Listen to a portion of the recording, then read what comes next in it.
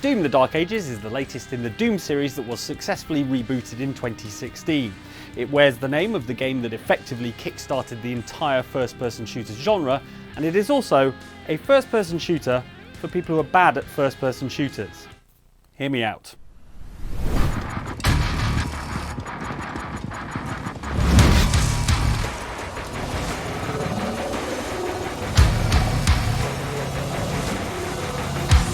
This is a game designed not just to flatter your first-person shooter skills via various means that make the game easier to play, but also it's not really a test of those first-person shooter skills at all.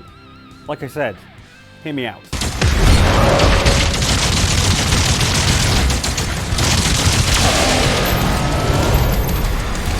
Yes, there are general systems and mechanics that make Doom: The Dark Ages straight up easier than a lot of first-person shooters, and therefore more welcoming to people who aren't adept at them.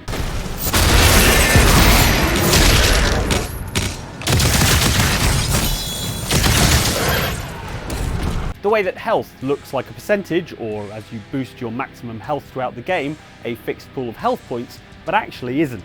Since Doom's reboot in 2016, id Software has been playing around with this figure behind the scenes. Not all damage you sustain is created equal. As you get closer to death, the game makes enemy attacks less damaging. But this is super obvious when you're playing Doom: The Dark Ages. You'll find yourself at low or critical health frequently, but more often than not, you'll scrape by even after taking a few hits, perform the kills required, and get an instant health boost from a downed enemy without so much as ever even having to look for cover. There will be several occasions during a Doom: The Dark Ages playthrough where you survive a tricky encounter with maybe like 5 health, and you'll feel like an absolute hero, even though behind the scenes the game was helping you out.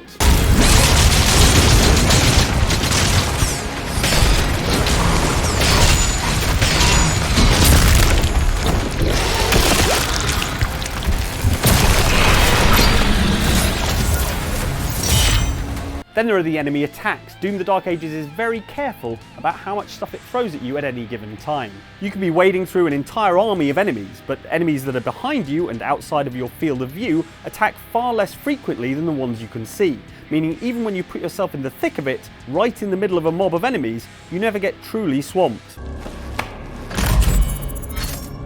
Also consider the life sigil power-ups dotted around the maps. On regular difficulty, you'll usually have a few of these to hand. They allow you to restart not just at the last checkpoint, but literally at the moment you died, with all the enemies you've killed or damaged remaining where they are.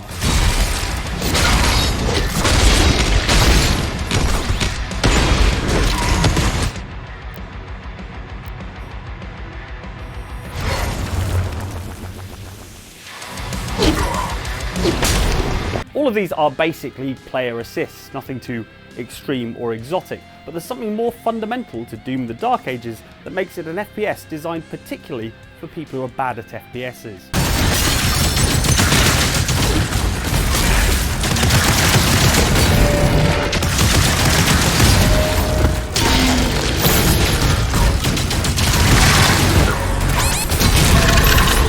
Oh, and that's not to say you can't make the game more difficult overall. There are a ton of settings that allow you to increase the challenge. Just look at this clip of me trying to play on the hardest difficulty.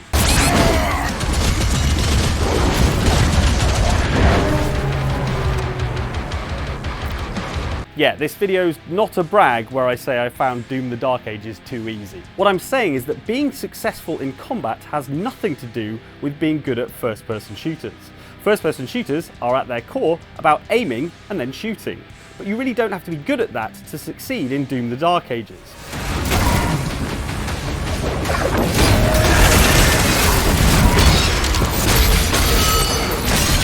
The way Doom: The Dark Ages combat is designed is that different enemies and attacks have a different counter that you need to employ in order to combat them effectively.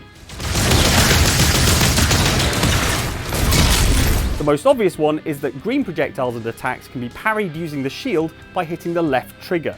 This either sends the projectile back towards the enemy or deflects the attack and momentarily stuns the enemy. There's also the purple outline state that enemies on low health will enter, which is your prompt to click in the right stick to perform an execution move to gain extra resources. There are smaller ones too though, like the laser shields that need to be attacked with an energy weapon, or the metal armour that heats up and needs to be shattered by frisbeeing the shield by pressing left bumper. Getting this stuff right is essential to successfully making it through Doom the Dark Ages combat encounters. What isn't essential is the usual first-person shooter stuff like precision aiming, headshots, and even timing reloads. The reality is, you're playing a big game of Simon Says. Simon is a master. He tells you what to do, but you can master Simon if you follow every clue. And if you recognise that noise, it's time to get your knees checked.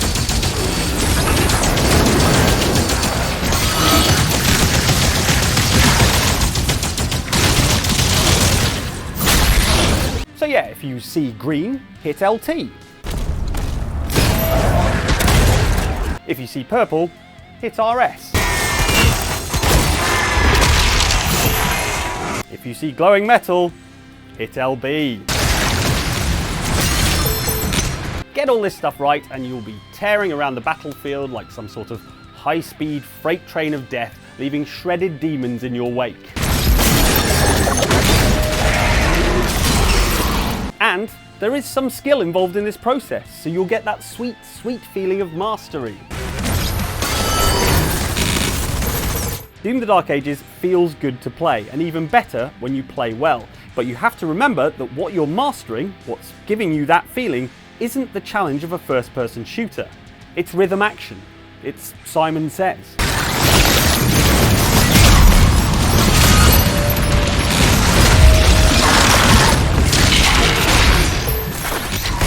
If you are typically bad at aiming and slow to draw a bead on an enemy, you can still be good at this game as long as you can recognise the difference between a red projectile and a green projectile.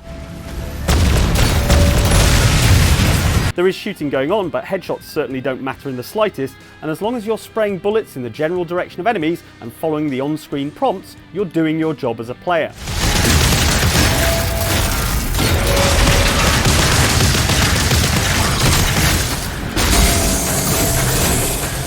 And that is why Doom the Dark Ages is great for people who typically suck at first-person shooter games and will get ruined within the first few minutes of a Call of Duty Warzone match or a round of Apex Legends. Doom Eternal, the game that came before Dark Ages, did have a resource management layer, but that involved making decisions about how to finish off an enemy to keep your various resources topped up. Dark Ages has a very different formula, and the decisions you're making in combat are based on what the enemies are throwing at you in a given moment, more than they are about what you want to prioritise.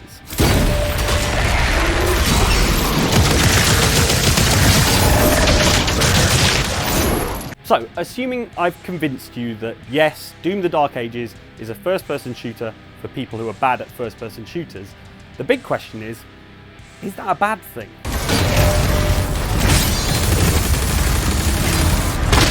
It's certainly a weird thing. This is, after all, a Doom game, and Doom was the game that single-handedly popularised the first-person shooter genre. Video gaming history can be split neatly into two eras, the time before the original Doom and the time after it. It was that revolutionary. The original Doom didn't have any fancy additions to what game developers would describe as the combat loop. You shot weapons at enemies, and if you were accurate enough and did it enough times, the enemies fell over. But precisely because Doom was so popular all those years ago, there are now lots and lots of first-person shooters out there, many of them doing an excellent job. Doom 2016 rebooted the series with a combat focus and was a great game, but with Dark Ages, Doom has, perhaps necessarily, evolved into something quite different.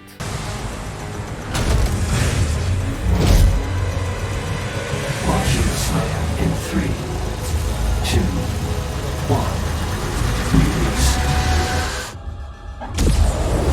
Perhaps Doom the Dark Ages is the perfect FPS for Xbox Game Pass, where players who might traditionally have bounced off the genre because of the old skill issue can give the game a whirl risk-free and probably feel good playing it, without needing to dead-eye bad guys at 100 paces. And it does feel good to play. When you've got your rhythm action skills down and you're zipping from one demon to the next, performing the exact combination of moves required to dispatch each one, you do feel like a badass. It's only when you sit down and deconstruct exactly what you're doing to feel like that badass that you realise it's not really the shooting. Plus, it's got the same chunky physicality of previous games. The weapons all look ludicrous, there are giant mech battles, and the game plays like a vacation tour of every heavy metal album cover from the 1980s. So yes, it's still worth playing even if you are good at FPS games. Anyway, that's my opinion. Am I wide of the mark? The game's out right now, so let me know in the comments. Oh, and given that we're playing Simon Says, like this video and subscribe if you haven't already. See you next time.